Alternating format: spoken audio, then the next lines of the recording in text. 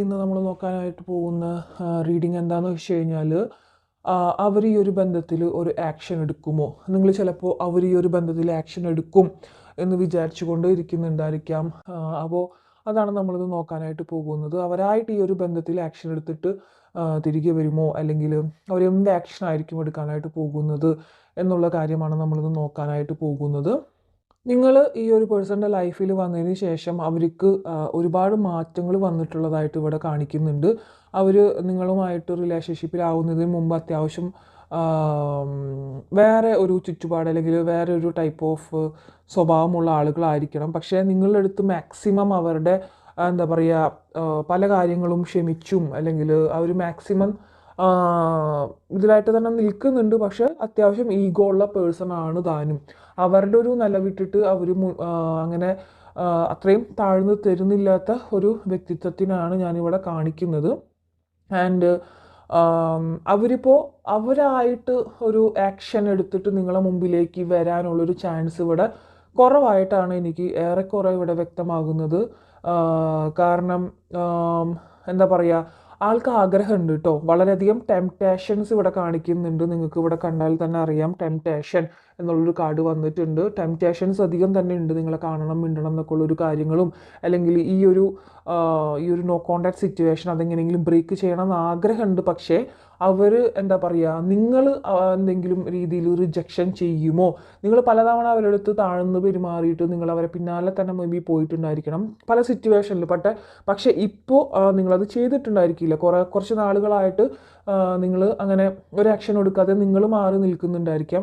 So അവർ നിങ്ങൾ rejection ചെയ്യുമോ, അല്ലെങ്കിൽ നിങ്ങളുടെ ഒരു റിജക്ഷൻ അവർ ചെറുതായിട്ട് ഭയക്കുന്നുണ്ട്. അപ്പോൾ നിങ്ങൾ വിചാരിക്കും അവർ റിജക്ഷനെ ഭയക്കാനോ, ഞാനാണ് അവരെ പിന്നാലെ പോയിട്ട് കുറേ പേരാണ് കേട്ടോ പിന്നാലെ പോയിട്ടുള്ളതെന്ന് ഞാൻ പറയുന്നത്.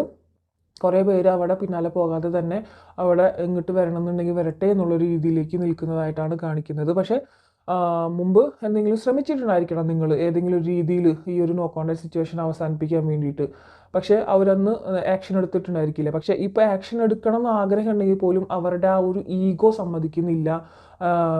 എന്താ പറയുക, മേ ബി കുറേ ആൾക്കാർക്കൊക്കെ നിങ്ങൾ തന്നെ വേണ്ടാന്ന് വെച്ചിട്ട് മാറി നിൽക്കുന്ന ഒരവസ്ഥയിലും കാണിക്കുന്നുണ്ട് കേട്ടോ.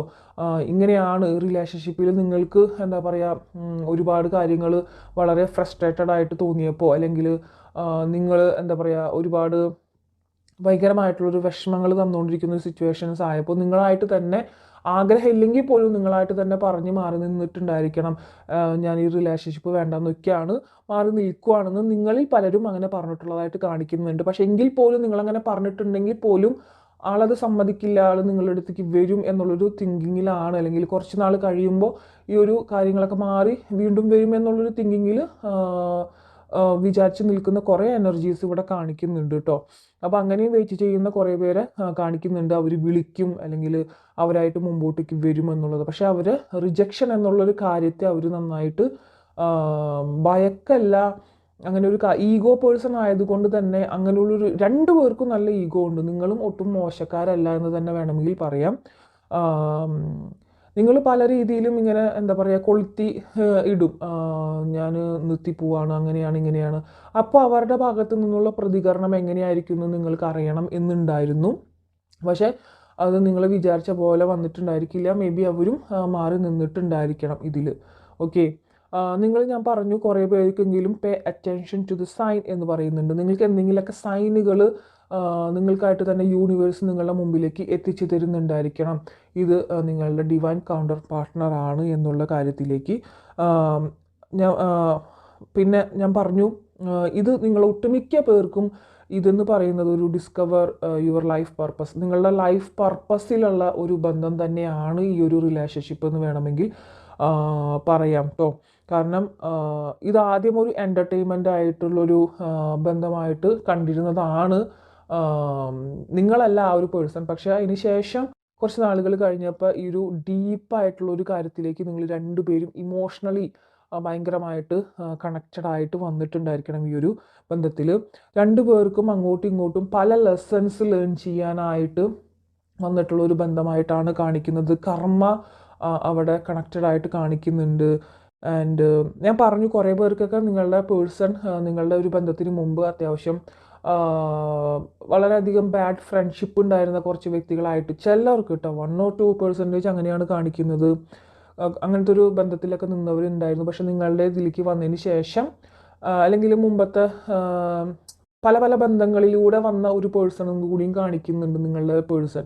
കുറേ പേർക്ക്, എല്ലാവർക്കല്ല.